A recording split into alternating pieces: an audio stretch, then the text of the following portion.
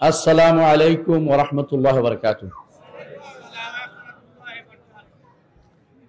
إن الحمد لله نحمده ونستعينه ونستغفره ونعوذ بالله من شرور أنفسنا ومن سيئات أعمالنا.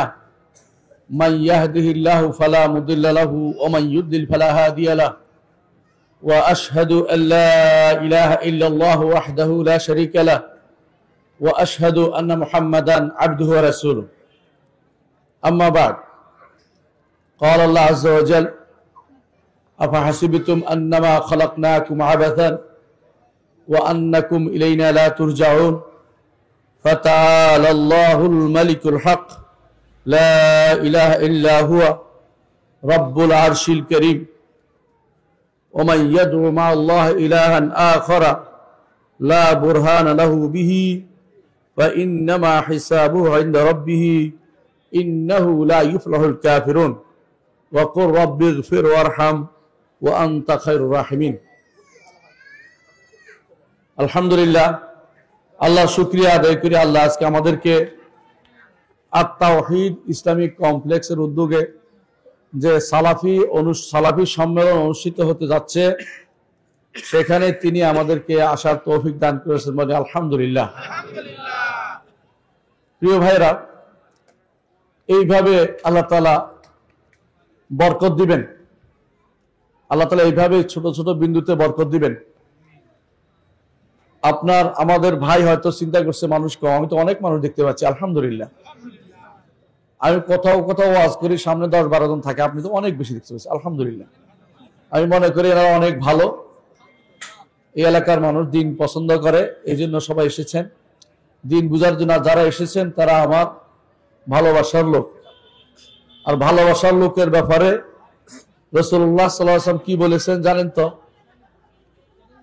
যারা আল্লাহর জন্য একে অপরকে ভালোবাসে, আল্লাহ তাদেরকে আরশের নিচে ছায়া দিবেন, আরশের নিচে ছায়াতে রাখবেন। হাসরের মাঠে কোনো ছায়া থাকবে না। সূর্য তখন মাথার উপরে থাকবে, 1 মাইল উপরে থাকবে।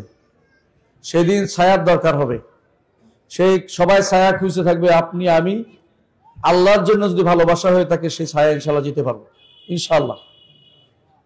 তাহলে আমাদের এই ভালোবাসাটা একাল ওকাল ব্যাপী, এখানেও আছি ওখানেও পাবো।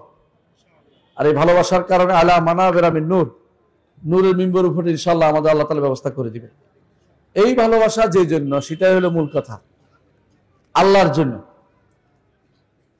যদি আল্লাহ সম্পর্কে না জানি, তাহলে আসলে আমি দুর্ভাগা। দুনিয়াতে আসলাম কেন? যদি মনে করেন যে এমনি সৃষ্টি করা হয়েছে, আফাহাসিবতুম আন্নামা খালাকনাকুম আবাসান, তোমরা কি মনে করেছো তোমাদেরকে বেহুদা সৃষ্টি করা হয়েছে? ও আন্নাকুম ইলাইনা লা তুরজাউন, আমার কাছে তোমরা ফিরে আসবে না? কখনো হইতে পারে না। মহান রব্বুল আলামিন আমাদেরকে সৃষ্টি করেছেন, তিনি আমাদের মালিক, তিনি আমাদের পরিচালক। এই তিনটি যদি ঈমান ঠিক মতো রাখেন, আপনি হচ্ছে আল্লাহকে রব মানছেন। আল্লাহকে রব মানাই যথেষ্ট হবে না। আল্লাহকে রব মেনে আল্লাহর কথা অনুসারে তার ইবাদত করতে হবে, আল্লাহর নবীর দেখা অনুসারে তার ইবাদত করে যেতে হবে। তাহলে এটা হবে ইস্তেকামত। রব মেনে দৃঢ় থাকতে হবে। সকালে একরকম, বিকালে আরেক রকম হওয়া যাবে না। কথা বুঝছেন কিনা? সুযোগ বুঝে রং পাল্টাই না আমরা। সুযোগ বুঝে রং পাল্টানো অবস্থা হইতে পারবে না। সকালে বিকালে ইমানের উপর ঠিক থাকতে হবে, ইসলামের উপরে কিয়াম করতে হবে, ইসলামের উপরে দুনিয়াতে জীবন যাপন করতে হবে, মৃত্যুর সময় ইসলামের উপর মরতে হবে, এবং আলা মিল্লাতে রাসূলিল্লাহ কবরে শোয়াইতে হবে। অন্য কোন মিল্লাত যদি আপনার থাকে, তাহলে আল্লাহর দরবারে আপনার কোনো সামান্য মূল্য নাই। এই জন্য ইমানদার বড় নেয়ামত হচ্ছে এটা, যে ইমান সে পেয়েছে, এই ইমানের নেয়ামতকে সে স্মরণ করবে সব সময়। যে ব্যক্তি এই নেয়ামত পায় নাই, তার মতো দুর্ভাগ্য আল্লাহ দুনিয়া তার কেউ নাই। এই নেয়ামত হচ্ছে ইমানের নেয়ামত, কিন্তু ইমান কয়জন মানুষে বুঝে? এটাই তো সমস্যা। সবাই দাবি করে যে আমি ইমানদার। যখনই দেখবেন ইমানদার, তাদেরকে ইমানদার বলা হচ্ছে, তখন দেখবেন যে এক একজনের আল্লাহ এক এক রকম হয়ে গেছে, নাউজুবিল্লাহ। অনেকের কাছে আল্লাহ হচ্ছেন সৃষ্টির ভিতরে, নাউজুবিল্লাহ। অনেকের কাছে আল্লাহ যত্র তত্র সব জায়গায়, অথচ আল্লাহ কোথায়? আরশের উপরে, আরশের উপরে। এইটাই ঈমানদার মাত্র বিশ্বাস করতে হবে। আল্লাহ তাআলা বলে দিয়েছেন, ইন্না রাব্বাকুমুল্লাহুল্লাযী খালাকাস সামাওয়াতি ওয়াল আরদা মা বাইনাহুমা ফি সিত্তাতি আইয়ামিন সুম্মা ইসতাওয়া আলাল আরশ। তোমাদের রব তো তিনি, যিনি আসমান এবং জমিন 6 দিনে সৃষ্টি করেছেন এবং যার মাঝখানে আছে সবই, তারপর তিনি আরশের উপর উঠেছেন। এই ঈমানের জায়গা প্রথম, সৃষ্টি এবং স্রষ্টা আলাদা। যতক্ষণ পর্যন্ত এই ঈমান কারো অন্তরে না থাকবে, সে ঈমানদার হতে পারবে না। এই জন্য প্রথম আকীদার দার্স হওয়া উচিত এটা, আমার একজন রব আছেন, তিনি আমাকে সৃষ্টি করেছেন, তিনি আমার মালিক এবং তিনি আমার পরিচালক। কিভাবে পরিচালনা করেন? দুদিক থেকে পরিচালনা করেন। দুনিয়ার যত কিছু, আমার যত কর্ম আছে তিনি তাও সৃষ্টি করে দেন, বুঝলেন কিনা? আমি যে এখানে আসছি, আমি চেষ্টা করে আসছি, আমার কাজ আছে, কিন্তু এখানে আসার জন্য তৌফিক কে দিয়েছেন? আল্লাহ দিয়েছেন। আপনি আসছেন, এই তৌফিক কে দিয়েছে? আল্লাহ দিয়েছে। এটুকু আপনাকে এটুকু স্বীকার করতে হবে যে আমার যত কিছু হচ্ছে সবই আমার রবের পক্ষ থেকে। আমার রব মঞ্জুর না করলে আমার কোনো কিছু সম্পন্ন হতো না। এটা ঈমানদার রাখবে। এই তিনটা জিনিস যদি আপনি ঠিক রাখেন, আমার পরিচালক তিনি, আমার যত কিছু অসুখ হলে কে ভালো করেন? আল্লাহ। ওয়াইজা মারিদতু ফাহুয়া ইয়াশফিন ওয়াল্লাযী হুয়া ইউতঈমুনি ওয়া ইয়াসকিন। আমাকে খাওয়ান কে? আল্লাহ। আমাকে পানীয় দেন কে? আল্লাহ।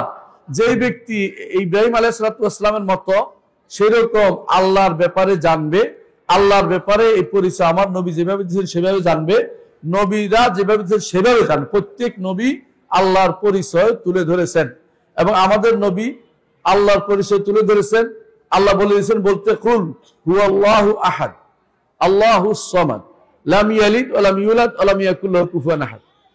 আল্লাহর পরিচয় কোন সূরা আসছে? সূরা ইখলাসে আসছে। আল্লাহর পরিচয় আগে জানতে হবে। আমাদের নবী একবার এক দাসীকে জিজ্ঞাসা করেছিলেন, আইনাল্লাহ, আল্লাহ কোথায়? দাসী বলেছিল উপরে। উপরে বলছে আমি কে? বলে আপনি আল্লাহর রাসূল। রাসূল তখন বললেন যে এই দাসীকে মুক্ত করে দাও, সে ঈমানদার। ঈমানের পরিচয় কিভাবে নিছেন? কিভাবে নিছেন? আল্লাহ কোথায় প্রশ্ন জিজ্ঞাসা করেছেন। এই জন্য প্রথম কাজ হবে, আমার রব আছেন, তিনি সৃষ্টির ভিতরে নন, সর্বজীবে বাস করেন না, তিনি কলবের ভিতরে থাকেন না, তিনি আরশের উপরে আছেন। এটা তিনি আলাদা, বাইনুম মিন খালকিহি, সমস্ত সৃষ্টি থেকে আলাদা। এইটা অবশ্যই একজন ঈমানদার ঈমান আনবে। বলতে পারেন তাহলে তিনি তো প্রতি রাতে শেষ আসমানে নেমে আসেন, হাদিসে আসছে। এই নেমে আসা আপনার নেমে আসার মতো নয়। এই নেমে আসার ধরন আমরা জানি না। যেমনি ভাবে হাদিসে আছে, আপনার যখন সালাত আদায় করেন আপনি, আপনার সামনে আল্লাহ তাআলা, হাদিসে আছে আপনার সামনে থাকেন। এই সামনে থাকার অর্থ আমরা এটা বলি না যে তিনি সৃষ্টির ভিতরে অবস্থান করছেন, সেটা নয়, বরং তিনি যেভাবে তার জন্য উপযুক্ত সেভাবে তিনি থাকেন। এটা ঈমান আনতে হবে। এর বেশি অতিরিক্ত সৃষ্টির ভিতরে তার অবস্থান বললে ঈমান থাকবে না, কাফের হয়ে যাবে, নাউযুবিল্লাহ। এই জন্য এইটুকু ঈমান রাখতে হবে, রব তিনি হচ্ছে আমার রব। একজন মানুষ আল্লাহকে রব মানছে, তিনি আমার রব। তিনটা বলছে কি? তিনি আমার সৃষ্টিকর্তা, তিনি আমার মালিক, তিনি আমার সব কিছু পরিচালনা করে। আমাকে সন্তান দেয় কে? আল্লাহ। আমাকে জীবিকা কে দেয়? আল্লাহ। আমি অসুস্থ হলে সুস্থতা কে দেয়? আল্লাহ। আমাকে সবকিছু জীবনে সব চাহিদা কে মিটায়? আল্লাহ। এই যে জিনিসটা, এটা হচ্ছে রব মানা। এইটা মানলে ঈমানদার হয়ে যাবে না, এটা মানলে ঈমানদার হবে না। কারণ আরবের মুশরিকরা এটা মানতো, আরবের মুশরিকরা এটা মানতো। আমার নবী যাদের বিরুদ্ধে যুদ্ধ করেছেন তারা এটা মানতো। তাহলে কোন জায়গাতে এসে আমার নবীর সাথে ওদের গন্ডগোল হয়েছে সেটা একটু শুনে নেন, সেটা একটু বলবো। এর আগে বলি, এখন আল্লাহকে চিনছেন, আল্লাহকে চিনতে হলে আপনি তার নাম এবং গুণের মাধ্যমে জানতে হবে। অন্য কোনো পদ্ধতি নাই। আপনি এই যে এতক্ষণ ধরে বলছি তিনি সৃষ্টি করেন, তিনি জীবন দেন, তিনি মালিক, এগুলি হচ্ছে আল্লাহর কর্ম। কি আল্লাহর কর্ম, আল্লাহ এগুলি করছেন। কিন্তু তিনি কি রকম, সেটা তিনি কি রকম তাকে দেখেছি কিনা আমরা কেউ? কোন নবী দেখছে? কোন সিদ্দিক দেখছে? দেখে নাই।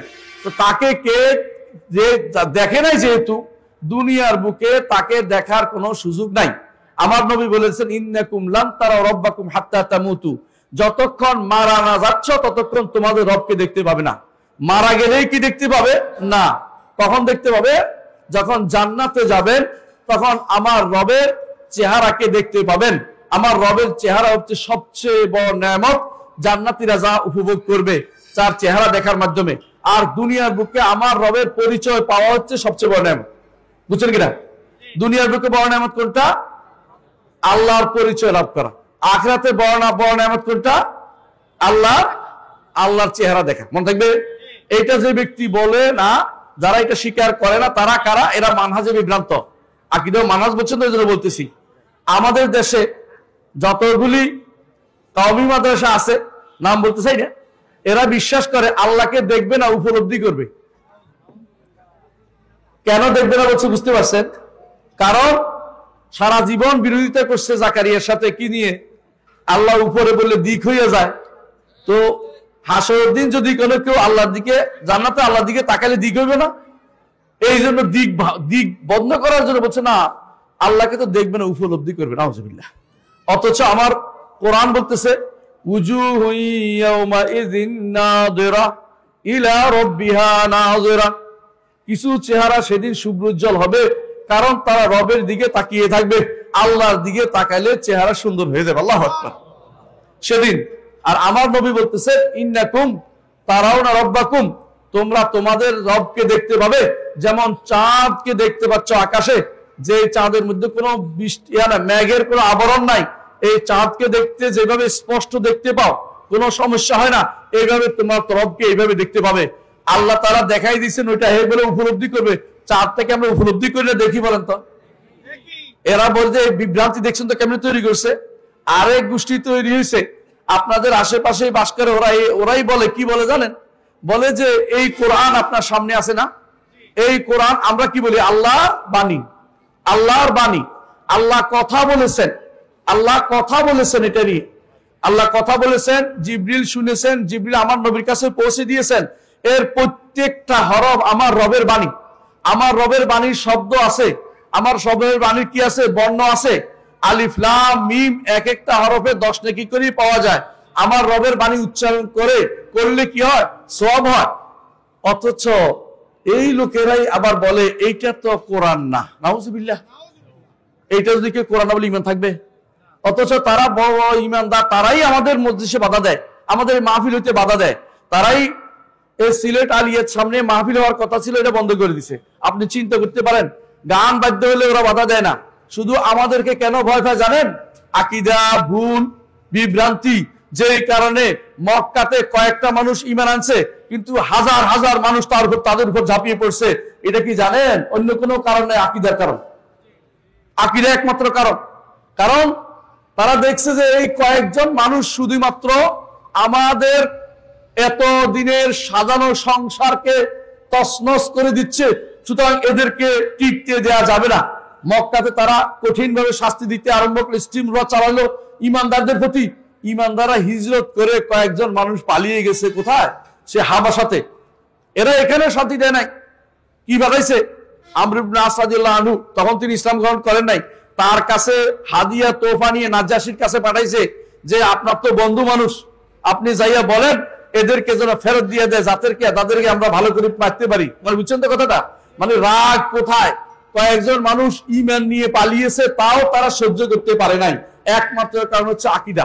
আমাদের সাথে, আমাদের আশেপাশে যে সমস্ত বেদাতি আছে, যে সমস্ত বদদিনী লোক আছে, বদ আকীদার লোক আছে, শিরকি মুশরিকি কুফরি যে সমস্ত মতবাদগুলি আশেপাশে প্রচলিত আছে, এদের সাথে কি আমাদের জমি নিয়ে বিবাদ আছে নাকি?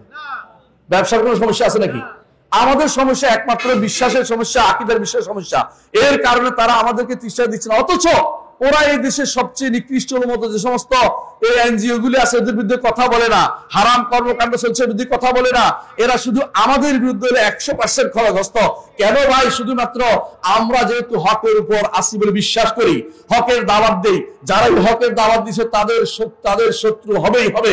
কারণ এই কথা মুহাম্মদুর রাসূলুল্লাহ সাল্লাল্লাহু আলাইহি ওয়াসাল্লামকে ওয়ারাকা ইবনে নওফল বলেছিলেন যখন তিনি প্রথম নবুয়ত পেয়েছিলেন।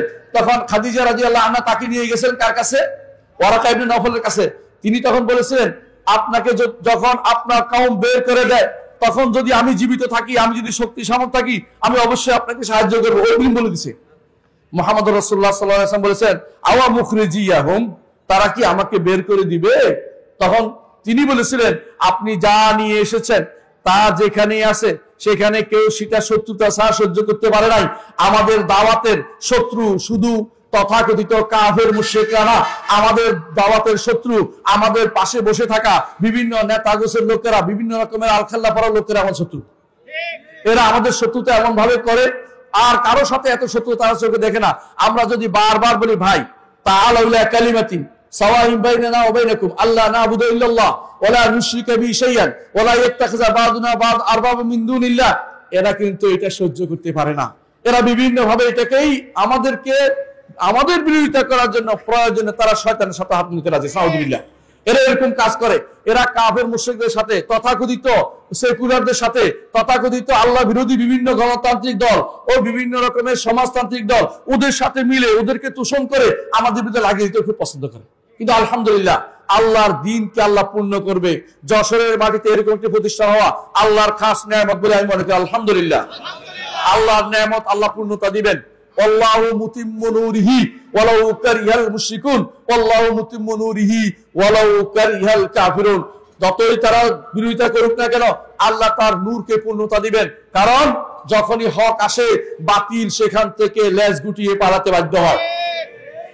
হকের বাণী যেখানে আসবে সেখানে বাতিল বেশি দিন টিকে থাকতে পারবে না, কারণ হক জ্বলতেই থাকবে। আলহামদুলিল্লাহ, এত মানুষ আমি তো মনে করি আল্লাহর নেয়ামত যে এই যশোরের মাটিতে কিভাবে দাওয়াত স্প্রেড হচ্ছে, আল্লাহ সহিহ আকীদা ও মানহাজের দাওয়াত এবং আহলুল হাদিসদের দাওয়াত এবং সহিহ আহলুস সুন্নাহ জামাতের দাওয়াত, এই দাওয়াত যেভাবে স্প্রেড হচ্ছে, ইনশাআল্লাহ আমি মনে করি অচিরেই সহিহ আকীদা ও মানহাজের বন্যা বয়ে যাবে ইনশাআল্লাহ যশোরের মাটিতে। ইনশাআল্লাহ এটা বিশ্বাস রাখতে হবে। এই জন্য নিজেদেরকে যে ঈমান এবং যে ঈমান নিয়ে আল্লাহ তাআলা আপনাকে দিয়েছে নিয়ে ইহতিজাজ করতে হবে, নিজে আত্মসম্মানবোধ থাকতে হবে যে না, আমি কারো মতো হতে পারি না, আমার অনুসারী কম হতে পারে কিন্তু আল্লাহর দরবারে আমার মর্যাদা রয়েছে। আমি যা তা করতে পারি না, আমি অনুসারী বানানোর জন্য আমি আমার কোনো অংশ ত্যাগ করতে পারি না। কারো সাথে আমি আমার সামান্যতম কম্প্রোমাইজের সুযোগ নাই। কেন সুযোগ নেই বলেন? আমি যদি একটু সালি কি ছেড়ে দেবো? ঈমান ছেড়ে দিব। আর বেদাতিরা ছেড়ে দিলে কি ছাড়বে? বেদাত ছাড়বে। কথা বুঝেন কিনা? ওরা তাদের বেদাত একটু ছাড়তে রাজি নাই, কিন্তু আমার কেবল কম্প্রোমাইজ করতে ডাকে। আমি বুঝেন না? দেখেন না, কথা বুঝেন না কথাটা? আমি যদি ছেড়ে দেই, আমি হক ছেড়ে দেবো, আমি তো হক ছাড়তে পারি না। কারণ আল্লাহ তাআলা বলছেন, কি বলেছেন? ওয়ালা তালবিসুল হাক্কা বিল বাতিল, হক এবং বাতিলকে মিশ্রণ করো না।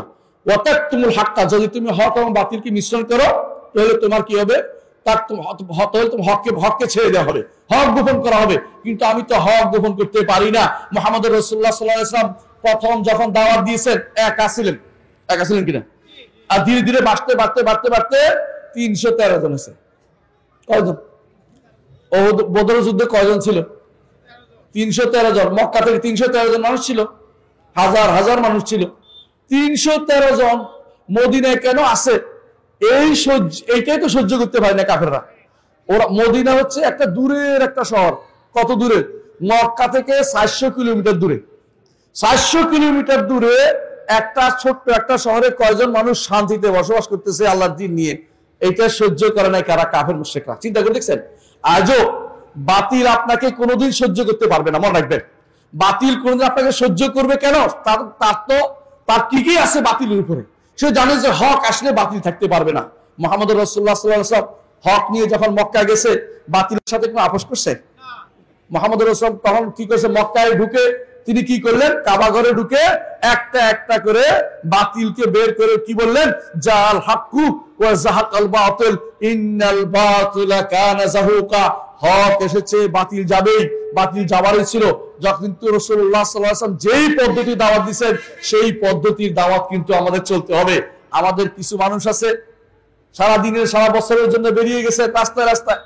এক ভাই আমাকে বলল গত সপ্তাহ, আগের সপ্তাহের কথা বলতেছি, আমি হানজালা মসজিদে খুতবা দিতে গেছি, এমন সময় একজন এসে বলল আমি দক্ষিণ আফ্রিকা গেছি, সেখানে তো আমি দেখছি আরবিতে খুতবা হয়। আমি তো কোন ভাষায় হতো? তো যে স্থানীয় ভাষা হয় না, স্থানীয় ভাষা কোনটা আপনি জানেন কিনা? কথা জানি না। আপনি যেখানে গেছিলেন, কারণ উনি তো কাঁধে গাঁথি নিয়ে গেছেন, বুঝছেন তো?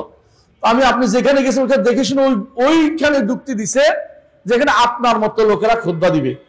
আর আপনি আমাদের মসজিদে আপনাকে তো ঢুকতে দেওয়া হবে না, শুধু আপনি কেমনে জানবেন ওখানে কিসের খুতবা হয়েছে? বুঝলেন না ঝগড়াটা কেমন লাগছে?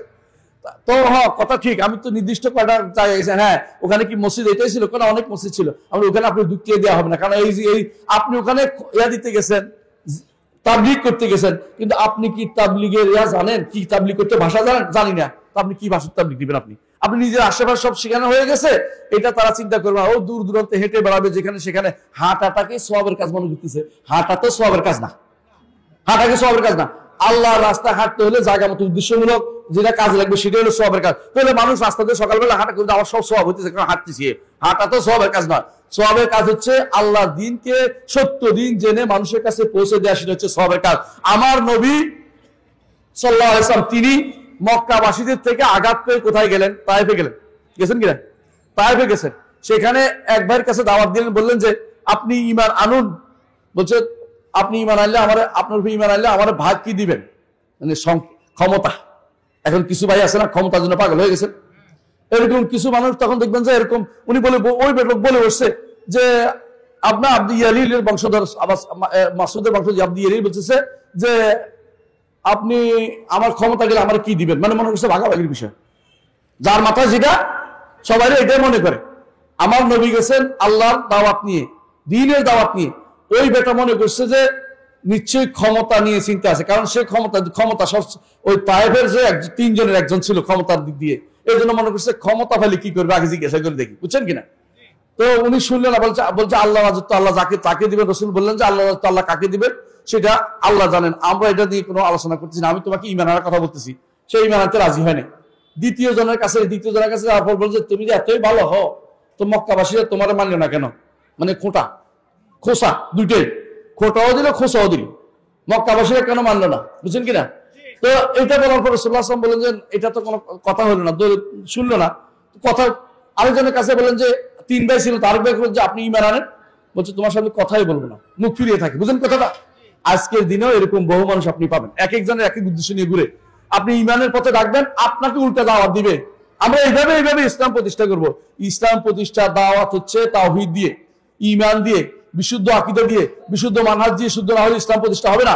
মুহাম্মদুর রাসূলুল্লাহ সাল্লাল্লাহু আলাইহি সাল্লাম যখন একদল সাহাবী তৈরি করতে পেরেছেন যারা বিশুদ্ধ আকীদার উপরে, যাদেরকে আল্লাহ তাআলা প্রশংসা করেছেন, যাদের উপর আল্লাহ সন্তুষ্ট হয়েছেন, তখনই আল্লাহ তাআলা তাদেরকে একটা রাষ্ট্র দিয়েছেন মক্কাতে এবং এর মদিনাতে। এর আগ পর্যন্ত রাষ্ট্র তাদের হয়নি।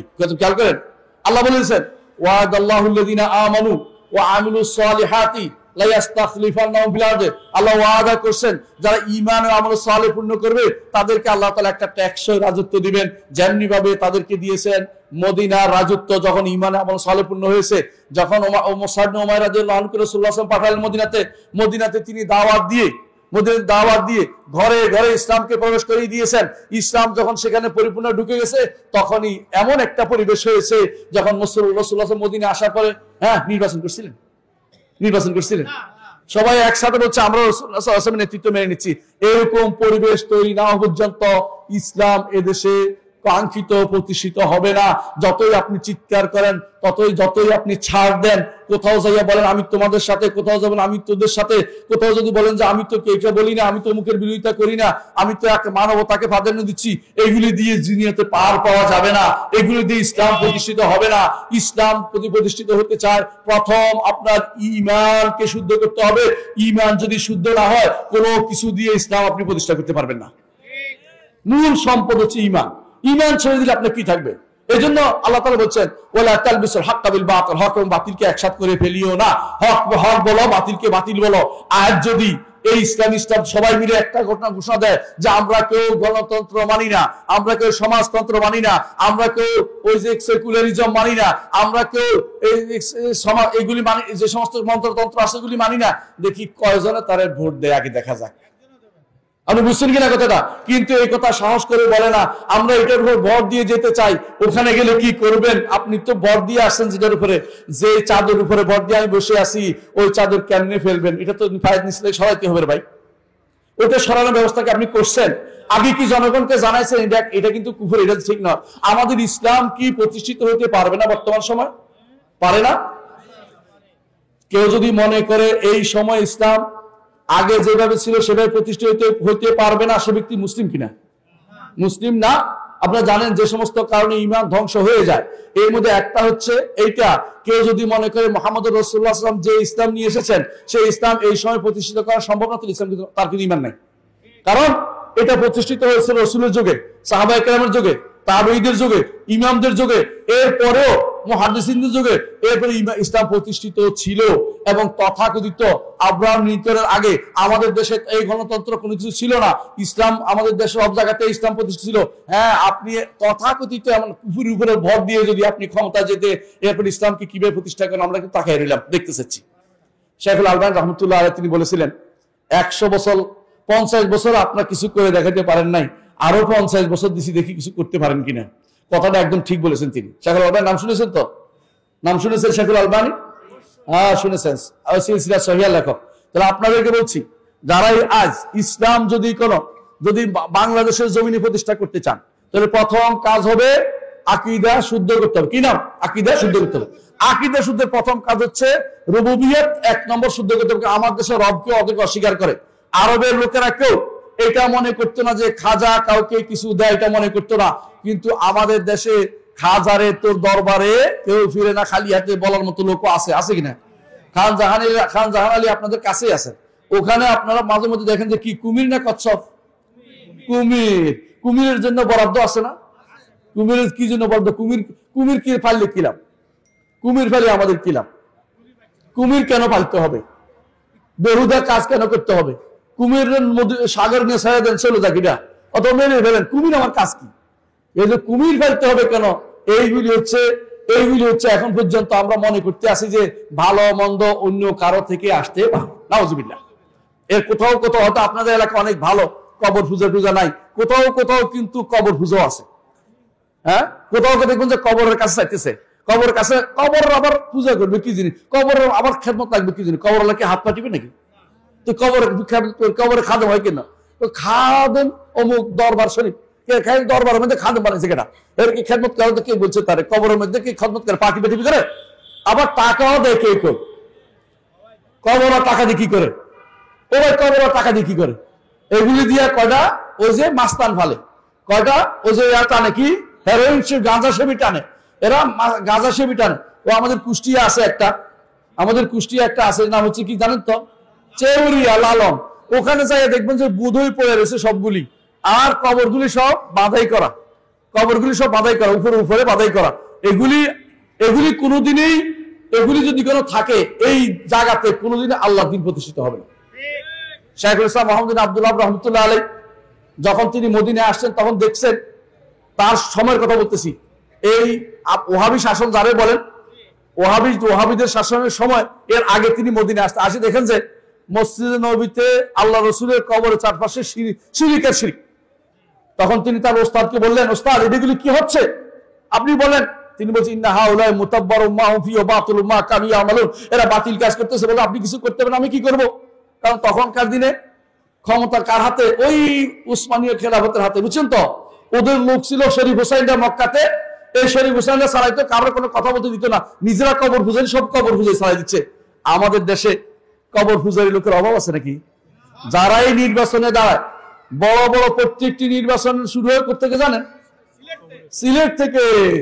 কেন নির্বাচন ওখান থেকে শুরু করে? হ্যাঁ, দোয়া করে দিচ্ছে বাবা না? হ্যাঁ, কি মনে করে জানেন তো? ওখানে গেলে নির্ঘাত নির্বাচনে পাশ করার জন্য কিছু একটা ব্যবস্থা হবে। শিরিক দিয়ে শুরু করে, শিরিক দিয়ে শুরু করছে। কেউ যদি মনে করে ওখানে গেলে তার উদ্দেশ্য পূর্ণ হবে, তাহলে কি করছে? আল্লাহকে রব মানছে, কারে মানছে? কবর মানছে। আর যদি কিছু চায় আমাকে পাশ করাই দেন, তাহলে কোনটা কটা কি করছে? শিরিক করছে উলুহিয়াতে, ইবাদতে শিরিক করছে, কারণ চাইছে এই জন্য। তাহলে বোঝা গেল যে যেই জায়গাতে আরবের মুশরিকরাও শিরিক করে নাই, আরবের মুশরিকরা কোনদিন কবর পূজাতে যায় নাই, কিন্তু তারা কি করছে? সুন্দর সুন্দর মূর্তি বানায় রাখতো, বলতো যে মা নাবুদুহুম ইল্লা লিয়ুকাররিবুনা ইলাল্লাহি যুলফা, এরা আমরা ইবাদত করি এই জন্য যে আল্লাহর কাছে সুপারিশ করে দিবে, আল্লাহর কাছে আমাদের সুপারিশ করবে। এই কবরওয়ালার কাছে যদি কোনো আপনি যান, বলে আমার কাছে পাশ করার সুপারিশ করে দেন, তাহলে আপনি কার অনুসরণ করলেন? আরবের মুশরিকদের অনুসরণ করলেন। আর যদি মনে করেন যে কবরওয়ালার ক্ষমতা আছে, তাহলে আপনি সরাসরি এমন শিরিক করলেন যে শিরিক আরবের মুশরিকরাও করে নাই। তারা আল্লাহকে মানতো। আল্লাহ কোরআনে কারীম বলেছেন, ওয়ালা ইন সাআলতাহুম মান খালাকাস সামাওয়াতি ওয়াল আরদা লা ইয়াকুলুনাল্লাহ, যদি তাদেরকে জিজ্ঞাসা করে আসমান জমিন কে সৃষ্টি করেছে, তারা বলবে আল্লাহ। তারপর বলছে ওয়া মান ইয়ামলিকুস সামা ওয়াল আবসার, যে কে চোখের এবং শোনার এগুলি মালিক কে? আল্লাহ।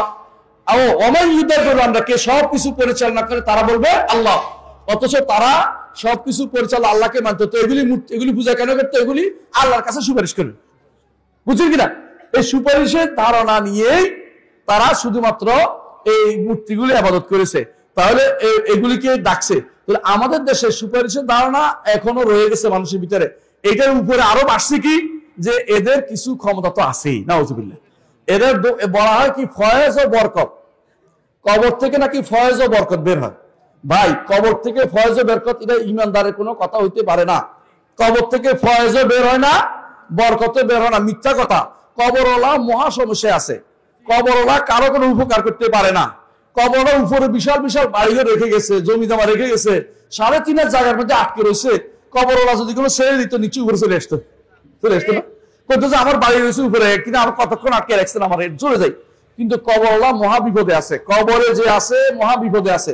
আবু হানিফা রাহমাতুল্লাহ আলাইহির একটা ঘটনা শুনেন। তিনি বলছিলেন, বাহর রায়কে আসছে, তিনি বলছেন তাদের কিতাবে, হানাফি মাযহাবের কিতাবে আছে, বলছে যে কবরওয়ালার কাছে কিছু চাওয়া অর্থ হচ্ছে ডুবন্ত মানুষ আর ডুবন্ত মানুষের বলে যে আমারে বাঁচা,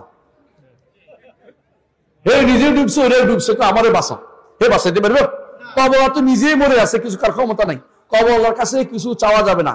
কবরের যে মানুষ বেশি যদি বলে আমরা কবরের কাছে কেন যান, কত আমরা জিয়ারতের জন্য যাচ্ছি। তো জিয়ারত যদি হয়, আপনার বাপের কবর জিয়ারত করলে তো হয়, আপনার বোনের কবর, ভাইয়ের কবর জিয়ারত করলে তো কাজ হয়ে যায়। আপনি ওই জন্য কবর জিয়ারতের জন্য শাহজালালের কাছে কেন গেলেন? আপনার উদ্দেশ্য আমরা বুঝি, যতই আপনি লুকোচুরি করেন না কেন, আপনার উদ্দেশ্য হচ্ছে ওখানে গেলে আমার কাম সিদ্ধি, কাম সারা। আমি একবার আমার কোথায় জানি দাঁড়ানো ছিলাম, বসে দেখেছি যে একজনের সাক্ষাৎকার নিতেছে, টিভিতে সাক্ষাৎকার নিতেছে।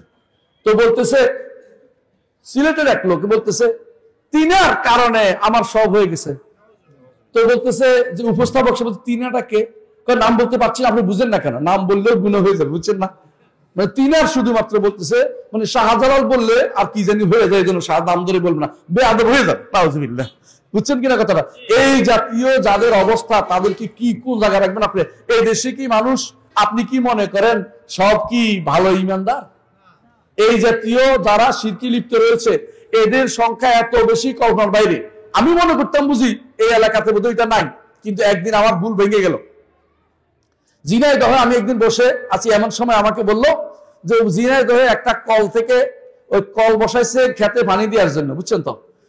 কল খেতে পানি দেওয়ার জন্য কল বসাইছে, একজনে পানিটা খাইয়া পেট ভালো হয়ে গেছে। কি পেট ব্যথা ছিল? নিচে অনেক সময় পানি খেলে পেট ভালো হয়ে যায়। কিন্তু ও যা বলছে যে, মহিলা যা বলছে যে আমার সাহেবের ওই কল থেকে পানি খাওয়াইছি, ভালো হয়ে গেছে। বিকাল পর্যন্ত 10,000 নারী ওখানে উপস্থিত, এই কল থেকে পানি নিতে হবে।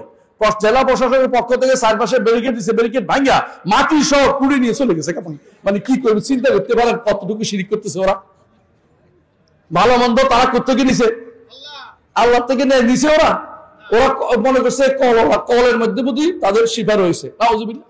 আপনি চিন্তা করতে পারেন এদেশের মানুষ কত জাহালাতের মধ্যে ডুবে আছে। এই কাজ আমাদের সালফে সালেহ সালাফিরাই করবে ইনশাআল্লাহ। সালফে সালেহ অনুসারী সালাফিরাই করবে। তারা শিরিক করবে না, তারা বেদাত করবে না, এবং তারা যে কাজটা করবে, যারা বেদাত করে তাদেরকে অত্যন্ত সুন্দরভাবে বুঝিয়ে দিয়ে বেদাত থেকে মুক্ত করার চেষ্টা করবে। শিরিক যারা করে তাদেরকে এর থেকে বের করে নিয়ে আসতে হবে, এই চিন্তা তারা করবে। তারা কি বলবে? যে অবশ্যই একমাত্র আমার ভালো মন্দের মালিক কে? আল্লাহ ছাড়া কেউ আমার ভালো মন্দ করতে পারে না। ওয়া ইয়ামসাসকাল্লাহু বিদুররিন ফালা কাশিফা লাহু ইল্লা হু। হে নবী, আপনাকে যদি কোনো ক্ষতি কিছু স্পর্শ করে, তাহলে এই ক্ষতি থেকে মুক্তি দেওয়ার জন্য তিনি আল্লাহ ব্যতীত কেউ আপনাকে তা থেকে মুক্তি দিতে পারবে না। কে বলছেন? আল্লাহ তাআলা নিজে বলেছেন। আরো বলতে বলেছেন, কুল ইন্নী লা আমলিকু লাকুম দাররা ওয়ালা রাশাদা। হে নবী, আপনি বলে দিন, আমি তোমাদের জন্য ক্ষতি কিংবা উপকারের কোনো মালিক নই। নাউযুবিল্লাহ। বুঝছেন তো কথাটা? এটা তো ঠিক আছে। এখন আমাদের লোকেরা কি করে? মক্কাতে হজ করে, করে কিনা? এরপর মদিনা যাইয়া রাসূলের কাছে চায়। হজটা কই গেছে? বরবাদ, একদম শেষ, হজ শেষ। হজটা মক্কাতে এত দৌড়াদৌড়ি করে, মক্কা তো আর কবর পায় না, বুঝেন না কথাটা? মদিনা যাইয়া কবর পাইছে, এখন রাসূলের কাছে চাইয়া বসছে, রাসূল আমার ছেলে চাকরি হচ্ছে না, রাসূল আমার মেয়ের বিয়ে হচ্ছে না, রাসূল আপনি কিছু করেন। রাসূল শেষ, যত কিছু রোজগার করছেন সব শেষ, সারা জীবনে আমল বরবাদ করে দিয়েছেন একটু সামান্য কাজ। বুঝছেন তো কথাটা? সামান্য একটু কাজ করে আপনি সব বরবাদ করে দিয়েছেন, অথচ আপনি জানতেও পারেন না যে আপনি ইমানটা নষ্ট হয়ে গেছে। আপনি সে ইমান হারা হইয়া দেশে ফিরে আসছেন, কিছুই আপনার নাই। বুঝলেন না কথাটা? ওই ভালোবাসার নাম ধরে কেউ কেউ শিরিক করে। মক্কাতে, মদিনাতে আমি এক লোককে পাইলাম, খালি পায়ে হাঁটতেছে, খালি পায়ে হাঁটতেছে, মসজিদ নববীর চারপাশে। আমরা খালি পায়ে হাঁটেন কেন? আপনি যদি গ্রীষ্মকালে আসতেন তাহলে কিন্তু পাপ সঙ্গে সঙ্গে ফোসকা ফুটে যেত, যে গরমের গরম, গরমকালে আপনি কিন্তু থাকতে পারতেন না। তো বলতেছে আমি ওই সময় গাড়ি দিয়ে আসি, গাড়ি দিয়ে নেবেন, গাড়ির তো সাক্কা আছে, তো আপনি জুতা পায়ে দিয়ে হাঁটতে অসুবিধা কি? না, আমি আল্লাহ রসুলের মহব্বতে জুতা পায়ে দিয়ে হাঁটি না, এই জন্য। তো তারপরে হচ্ছে জুতা নিয়ে ভিতরে ঢুকে গেছে, ভিতরে দেখেন। তারপরে বলতেছে, এরপরে এমন এমন কথাগুলো বলছে, শিরিক ছাড়া কিছু অবশিষ্ট নাই, সবটাই শিরিক। এরপর সে বলতেছে, আমি হজ করে মদিনায় আসছি, রসুলের কাছে আমি ওসিলা তলব করছি, এরপরে আমি বাগদাদ যাব, এরপরে আজমির যাব, এরপরে বাংলাদেশে এটা কি শাহজালাল দরবার, তারপরে বাড়ি যাব, সিলেট যাব, এরপর আগ পর্যন্ত আমি বাড়ি যাব না, কারণ এইভাবে আমি সারা জীবন করে আসছি। ইমান আছে? এত কষ্ট করছে, কি লাভটা হয়েছে বলেন তো? কোনো লাভ হয় নাই। এই জন্য ভাই যে কথাটা বলছি, ইমানের প্রথম তিনটি কাজ আমরা বলছি, আল্লাহকে রব মানতে হবে, রব মানার সাথে সাথে সুম্মাস্তাকামু, তারপর একমাত্র আল্লাহরই ইবাদত করতে হবে, আল্লাহ ছাড়া কারো কাছে চাইবো না, আল্লাহর কাছে কারো কাছে সাহায্য চাইবো না, আল্লাহ ছাড়া কাউকে ডাকবো না, আল্লাহ ছাড়া কারো উপর ভরসা করবো না, আল্লাহ ছাড়া কারো কাছে উদ্ধার কামনা করবো না, আল্লাহ ছাড়া কোনো কিছু কারো কাছে আমি পেশ করবো না। আমার সালাত, আমার যাকাত, আমার সওম, আমার হজ, আমার যাবতীয় কাজ লিল্লাহি রাব্বিল আলামিন লা শারীকা লাহু ওয়া বিযালিকা উমিরতু ওয়া আনা আউয়ালুল মুসলিমিন। যেভাবে ইব্রাহিম বলেছেন, সেইভাবেই আমি সারাটা জীবন যদি কাটিয়ে দিতে পারি, এই অবস্থায় কবর যেতে পারি, তাহলে আমার ইমান ঠিক আছে। শেষ মুহূর্ত ইমান কিন্তু নষ্ট হয়ে যেতে পারে। এজন্য ইমানের চারপাশে পাহারা বসাতে হবে, যে কোনো সময় ইমান আপনার নষ্ট হয়ে যেতে পারে। বুঝছেন কিনা কথাটা? এইটা হচ্ছে ইমানদারের দাবি, যে আমি ইস্তেকামত করে কবরে যাব। ইস্তেকামত হলো একমাত্র আল্লাহর ইবাদতের উপরে দৃঢ় পথ থেকে রসুলের প্রদর্শিত পথে ইবাদতটা করে কবর যেতে চাই, নিজের মন মতো কোনো ইবাদত করতে চাই না। যদি এটা না করতে পারেন, এটা যদি কোনো ঠিক মতো করতে পারেন, তাহলে কি হবে? আল্লাহ তাআলা বলে দিয়েছেন, তাতানাজ্জালু আলাইহিমুল মালাইকা আল্লা তাখাফু ওয়া লা তাহজানু ওয়া আবশিরু বিল জান্নাতি আল্লাতী কুনতুম তুআদুন। বুঝছেন কিনা? মানে মৃত্যুর সময় ফেরেশতারা সুসংবাদ নিয়ে আসবে জান্নাত থেকে। বড় ইবনে আযব বর্ণিত হাদিসে আসে, জান্নাত থেকে আপনার জন্য সুগন্ধি নিয়ে আসবে, সুগন্ধি কাপড় নিয়ে আসবে, দুটোই নিয়ে আসবে, কাপড় এবং সুগন্ধি নিয়ে আসবে, এবং আপনার রূহটা হরণ করে সঙ্গে সঙ্গে উপরের দিকে উঠে যাবে। যত দূর যাবে ফেরেশতা বলতে থাকবে, এত সুগন্ধ কিসের, এত সুগন্ধ কিসের, উপরের দিকে যেতে থাকবে। যে যাওয়ার পরে এলিয়িন, আল্লাহ তাআলা বলে, আমার বান্দার রূহটাকে এলিয়িন স্থান করে দাও। আর যদি কোনো কুফরি করে যায়, তার দুর্গন্ধ বের হয়ে, এত দুর্গন্ধ কিসের, ফেরেশতারা বলতে থাকবে এত দুর্গন্ধ উপরে উঠতে দিবে না, বলে সিজিনে নিয়ে যাও, সেখানে তার রূহটাকে সেখানে আটকে রাখো। এর অর্থ হচ্ছে ইমানদার মুআজ্জাজ মুকাররাম সম্মানিত হয়ে তার কবর জান্নাতে, মানে দুনিয়ায় থাকতে রূহটা যখন হরণ করে, তখন জান্নাতের জন্য সুসংবাদ প্রাপ্ত হয়ে যায়। আর মরার পরে কবরে যখন যায়, তার প্রশ্নের উত্তর দেওয়া তার জন্য সহজ হয়ে যায়।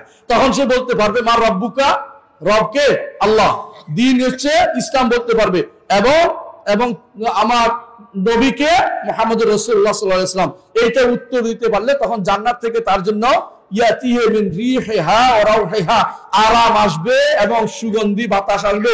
এটাই রাসূল হাদিস দ্বারা সাব্যস্ত। এটা কই বারা ইবনে আযিব বর্ণিত হাদিস, যেটা সুনান আরবাতে আসছে, সেই হাদিস শেখ আল আলবানী বলেছেন। তাহলে এই হাদিসে বোঝা যাচ্ছে যে কবরে গেলেই শান্তি। আর হাশরের মাঠে কি বলা হবে? আবশিরু বিল জান্নাতি আল্লাতী কুনতুম তুআদুন, তোমাদের ওই জান্নাতের সুসংবাদ গ্রহণ করো যেই জান্নাতের ওয়াদা তোমাদেরকে দেয়া হয়েছে। জান্নাতে যেতে চান তো না? কে কে যেতে চাই? আমিও যেতে চাই। আলহামদুলিল্লাহ, আল্লাহ কবুল করুন আমাদের হাতগুলিতে, আমিন। জান্নাতে যেতে চাইলে ঈমানের সাথে ইস্তেকামত লাগবে। আল্লাহর উপর ঈমান পূর্ণ থাকার সাথে সাথে লেগে থাকতে হবে ঈমানের পথে। লেগে থাকতে হলে সালাফি দাওয়াত দিতে হবে। কথা বুঝছেন কিনা? লেগে থাকলে হলে দাওয়াত বন্ধ করা যাবে না। রাতে যখন শোয়ার আগে চিন্তা করবেন আগামী দিন কয়জনকে আমি দাওয়াতে নিয়ে আসতে পারবো, আগামী দিন কয়জনকে আমি সহি আকীদা আনতে পারবো, আগামী দিন কয়জনকে সালাফি বানাইতে পারবো। প্রতিদিন এই চিন্তা করে ঘুমাবেন। সকালে ঘুম থেকে উঠে চিন্তা করবেন আজকে আমি কোথায় গেলে আমি আমার এই সালাফি দাওয়াত পৌঁছাতে পারবো। আমার ভাই যদি কোনো ইসলামে আসে, দিনে সহি দিনে আসে, আকীদা শুদ্ধ হয়ে যায়, আমার জীবন সফল। আর যদি আকীদা বরবাদ হয়, আমার জীবনে কোনো মূল্য নাই। বিশ্বাস করেন, আকীদা এমন একটা জিনিস প্রতি মুহূর্তে দরকার। সালাত আপনার কখন দরকার? যখন টাইম হয়, যখন সালাতের টাইম হয়। কিন্তু আকীদা আপনার প্রতি মুহূর্তে দরকার, প্রতি মুহূর্তে দরকার। এই জন্য নবী রাসূলগণের প্রথম দাওয়াত ছিল আকীদা, নাকি আর কি ছিল? মুহাম্মদ রাসূলুল্লাহ সাল্লাল্লাহু আলাইহি ওয়াসাল্লাম মক্কাতে যে 13 বছর দাওয়াত দিয়েছেন, প্রথম 10 বছর কিসের দাওয়াত দিয়েছে জানেন? শুধু আকীদার। এরপরে সালাত যখন আসছে, সালাত যখন ফরজ হয়েছে, আকীদা বাদ দিয়ে সালাত শুরু করেছেন। আকীদা আছে, আকীদা সহ সালাত। এমনকি জীবনের শেষ মুহূর্তে মুহাম্মদ রাসূলুল্লাহ সাল্লাল্লাহু আলাইহি ওয়াসাল্লাম যখন ইয়ামানে পাঠাচ্ছেন মুআয ইবনে জাবাল রাদিয়াল্লাহু আনহুকে, তখন তিনি বলেছেন, তাকে বলে ওসিয়ত করেছেন যে যখন তুমি যাবে তুমি তাদেরকে বলবে আউয়ালু মা তাদউম ইলাই শাহাদাতু আল্লাহ ইলাহা ইল্লাল্লাহ, প্রথম যেদিকে তাদেরকে আহ্বান জানাবে তা হচ্ছে আল্লাহ তাআলার শাহাদাতু আল্লাহ, আল্লাহ ছাড়া কোনো সত্য ইলাহ নেই, এই সাক্ষী তুমি তাদেরকে বলবে। প্রথম দাওয়াত এটাই হবে। সর্বশেষ মুহূর্তে রাসূলুল্লাহ সাল্লাল্লাহু আলাইহি ওয়াসাল্লাম যখন মুআয ইবনে জাবালকে ইয়ামানে পাঠাচ্ছিলেন, তখন তিনি বললেন, মুআয, হতে পারে আজকের পরে তোমার সাথে আমার আর সাক্ষাৎ হবে না। আর সাক্ষাৎ হয় নাই। রাসূলুল্লাহ সাল্লাল্লাহু আলাইহি ওয়াসাল্লাম এরপরে মারা গেছেন। আমাদের সমাজে তো মারা গেছেন বললে মহা খবর। রাসূল মারা গেছেন না? রাসূল মারা যান নাই? মারা গেছেন। রাসূল দুনিয়ার জীবনে মৃত, এখনো মৃত। আমরা রাসূলের কাছে কিছু ডাকি বললে রাসূল শুনে নাকি? শুনে না। এটা মনে রাখতে হবে। কিন্তু এদের কাছে ওরা এখানে দাঁড়ায় দাঁড়ায় কি বলে জানেন? আরে আপনাদের এখানে কি একজন ডাক্তার আছে, তিনি বইটই লেখে, মাঝে মধ্যে দেখি আপনাদের হাতে হাতে থাকে। দুর্ভাগ্যবশত এরা হচ্ছে সন্ত্রাসী বলাবেন।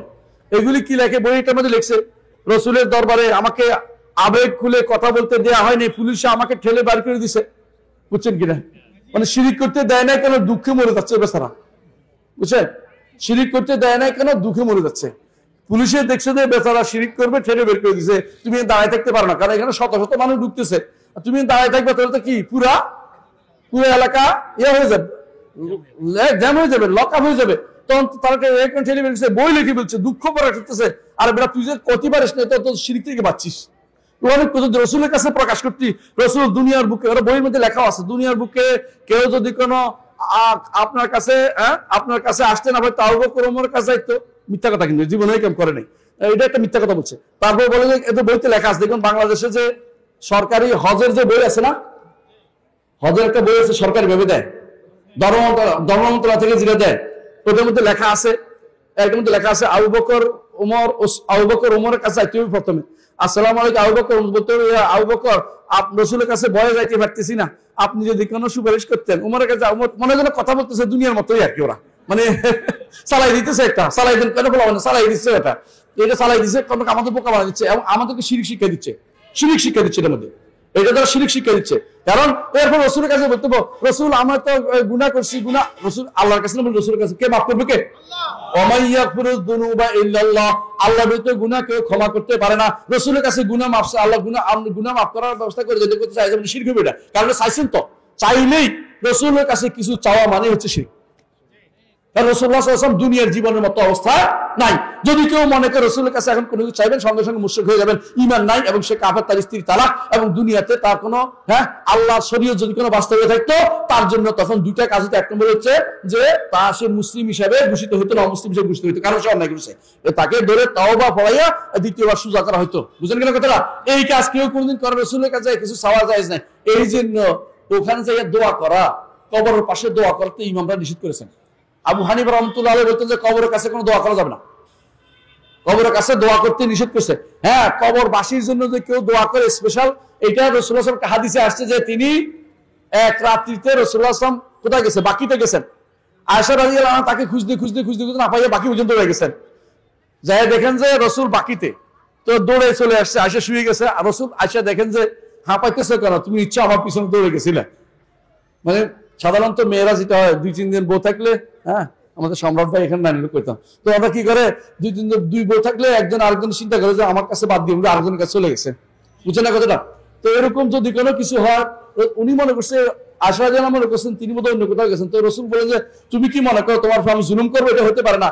আমাকে জিবরিল এসে বলছেন যে আপনি যান এবং বাকি বাসীর যারা আছে না, বাকির যারা আছে এদের জন্য দোয়া করেন। আমি দোয়া করতে গেছিলাম। এটা কিন্তু সাধারণ জিয়ারত ছিল না, খেয়াল করেন জিনিসটা। এটা হচ্ছে শুধু বিশেষ দোয়ার, আল্লাহ তাআলা তার নবীকে নির্দেশ দিয়েছে ওদের জন্য দোয়া করতে, এই জন্য তিনি দোয়া করতে গেছেন।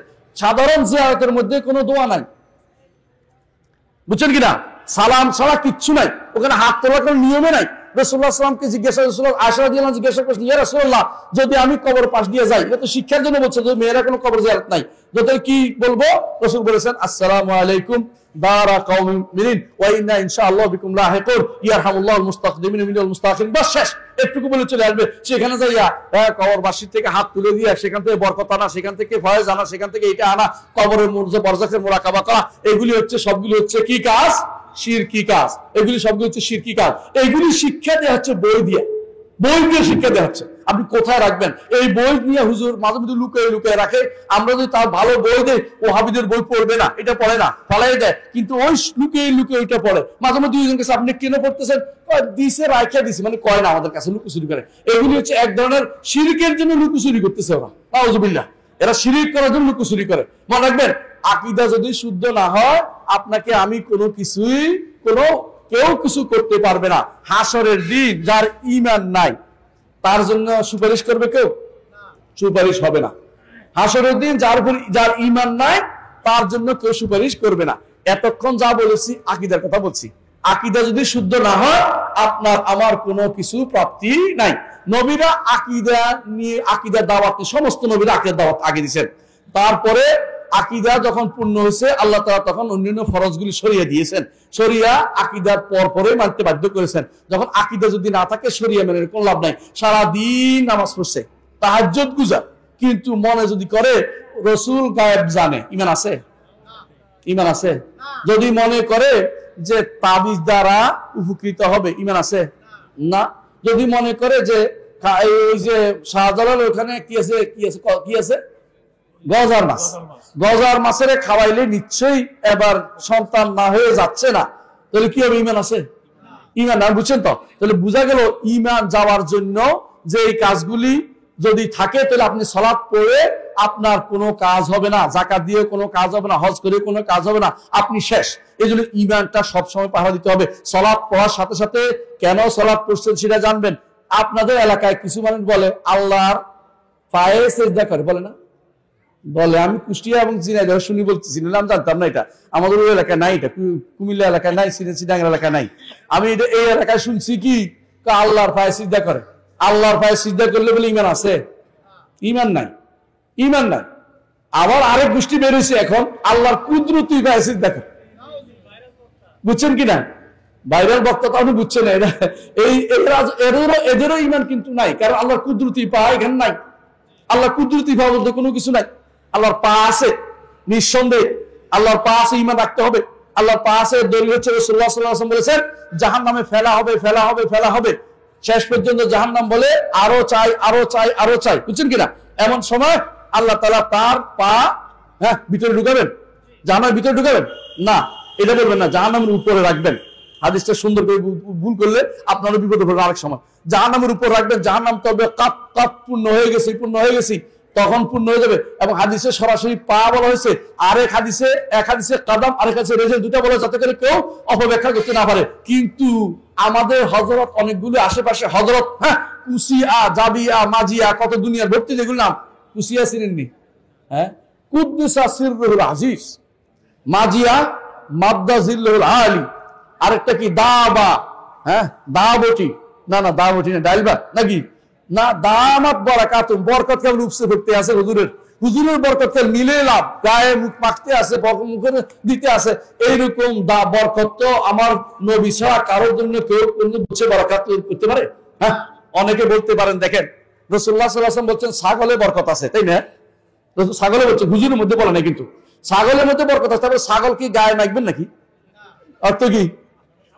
ছাগলের মধ্যে যদি কোনো কেউ পালে তার অর্থনৈতিক প্রবৃদ্ধি হবে, ছাগলের দুধ খাওয়া যাবে। খেয়াল করেন, মানে বরকত হলো তার প্রভুত্ব, কল্যাণ রয়েছে। কিন্তু বরকত নেওয়ার পদ্ধতি তো এইভাবে না, কথা বুঝছেন কিনা? আকাশে বৃষ্টি আছে, বৃষ্টি নেওয়ার পদ্ধতি কি?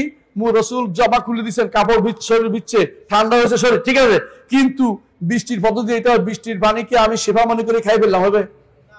বুঝলেন না কথাটা? তো হুজুর এগুলি যে বরকতের কথা বলে যে সমস্ত কুফরি কালামগুলি চালু করছে, এগুলি বন্ধ করবে কে? এই বন্ধ, এই যে বারাকাতুম, দামাত বারাকাতুম চালু করে দিছে, এটা কে বলছে? এটাকে ইলমের বরকত, ব্যক্তির এই সমস্ত বরকতের জিনিসগুলো যতই বলা হবে, কি করবে? খুঁজে কোথাও চিপা রোডে কোথাও কোনো দুর্বল হাদিস পাওয়া যায় কিনা, কোনো বানোয়াট বর্ণনা পাওয়া যায় কিনা, এগুলো এনে এগুলোর সাথে ফিট করে, হ্যাঁ, চিপাগুলো দিয়ে ছুটে ইসলাম কোন চিপাগুলো চিরাগুলো চলে না। ইসলাম হচ্ছে রাজপথ দিয়ে চলে। আল্লাহ তাআলা বলেছেন, কুল হাদিহি সাবিলি আদউ ইলাল্লাহি আলা বাসিরাতিন আনা ওয়া মান ইত্তাবানি। হে বলুন, হে নবী, এই হচ্ছে আমার রাস্তা, যে রাস্তা দিয়ে আমি এবং আমার অনুসারীরা সোজা জান্নাতে যাওয়ার পথে দেখি। কিন্তু যারা প্রতি ছোট ছোট রাস্তা আছে, চিপাগুলি আছে, চিপাগুলিতে প্রত্যেকের মধ্যে একটা কি আছে? একটা শয়তান বসে আছে। রাসূলুল্লাহ সাল্লাল্লাহু আলাইহি ওয়াসাল্লাম বলেছেন, শয়তান একটাতে একটা পারে, হালুম মুইলাই, আমার দিকে আসো। এই শয়তানের রাস্তাগুলি হচ্ছে মানহাজগত বিভ্রান্তি। এতক্ষণে বুঝতে পারছি, কথা বুঝতে পারছি। আপনি রাজপথে যাবেন, হঠাৎ করে আপনাকে একজন কাছে, আমার দিকে আসো, আমার দলে ঢুকে তোমার জান্নাত দিবা। আরে রাজপথ বাদ দিয়ে তোর দলে ঢুকবো কি জন্য? আমার নবীকে রাজপথ দেখাই নাই?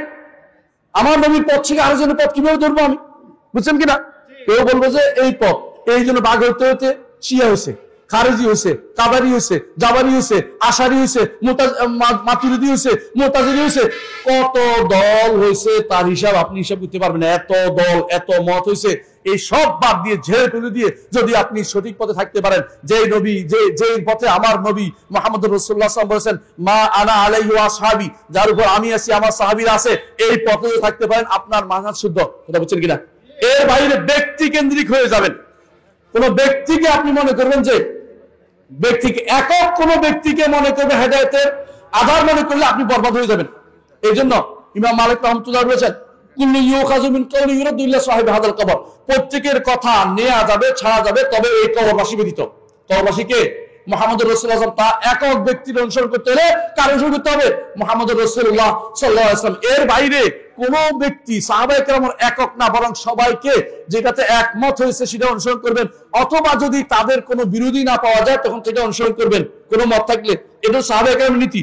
এই রাসূল বলেছেন, মা আনা আলাইহি ওয়া আসহাবি, আমি আছি, আমার সাহাবীরা যে পথে আছে এই পথে চললে তারা হবে ফিরকাতুন নাজিয়া। ফিরকাতুন নাজিয়া যদি হতে চান, যদি এই মানহাজ ইখতিয়ার করেন, সহিহ মানহাজ, এর বাইরে যতগুলি মানহাজ আপনার থাকবে এগুলি হচ্ছে 73 ভাগ। এই 73 হচ্ছে শয়তানের পথ। এই শয়তানের পথে অনুসরণ করলে কোথায় যেতে হবে? জাহান্নামে যেতে হবে। রাসূল বলেছেন, কুল্লুহুম ফিন্নার, এই সবগুলি কোথায় যাবে? জাহান্নামে যাবে। কুল্লুহা ফিন্নার, এই সমস্ত দলগুলি, মতগুলি সব জাহান্নামে যাবে। একমাত্র আমার নবীর তরিকা, সাহাবায়ে কেরামের তরিকা ছাড়া কোন তরিকা জান্নাতের পথ দেখাবে না। সুতরাং যে কেউ আপনাকে বলেন যে অমুক দলে, অমুক মতে, অমুকের পিছনে, অমুক হুজুরের, অমুকের, সবগুলি বাদ দিয়ে বলে না, আমি আল্লাহ এবং রাসূলের পথে চলতে চাই, যেই পথে সাহাবায়ে কেরাম চলে গেছে সেই পথে চলতে চাই। আল্লাহ রাসূল সাল্লাল্লাহু আলাইহি ওয়াসাল্লাম বলে, তাকে জিজ্ঞাসা করে, ইয়া রাসূলুল্লাহ, তখন বলা হয়েছে, আমার পরে তোমরা অনেক মতভেদ দেখতে পারো, বলছে তাহলে কি করব?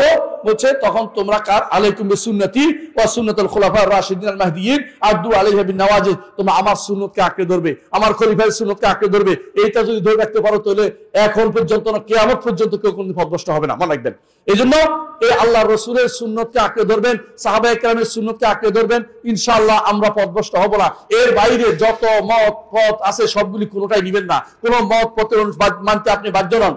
যারা এই পথের দিকে আহ্বান করে, ব্যাপক পথের দিকে, তাদের সাথে থাকবেন। বলতে পারেন যে আপনারা ডাকছেন, আমরা তো ব্যাপক পথের দিকে ডাকছি। কার পথে দেখছি? আমরা কি আমার পথে ডাকছি?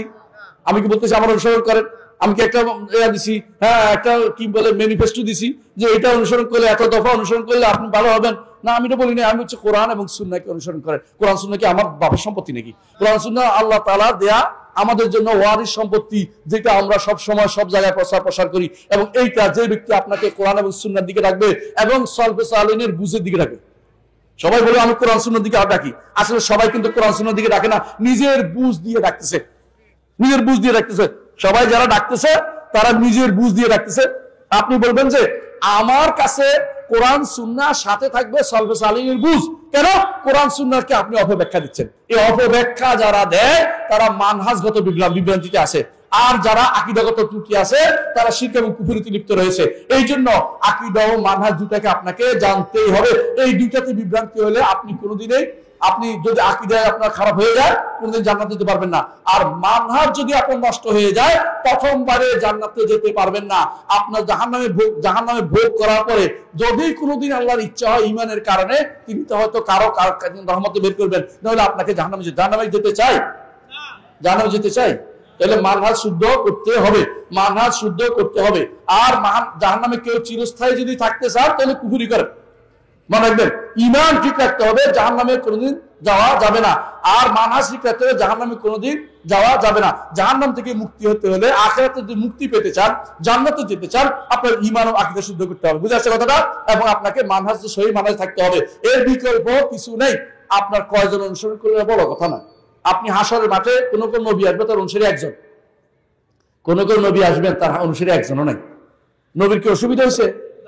দল ভারী করা বড় কথা নয়, আপনি হক দিতে পারছেন কিনা সে বড় কথা। এই জন্য ভাই আকীদা ও মানহাজের গুরুত্ব বুঝা আমরা চাই। আল্লাহ তার কোরআন পাঠিয়েছেন, নবী পাঠিয়েছেন আকীদার জন্য, মানহাজের জন্য। আল্লাহ তাআলা তার কোরআন দিয়েছে আকীদা মানহাজের জন্য।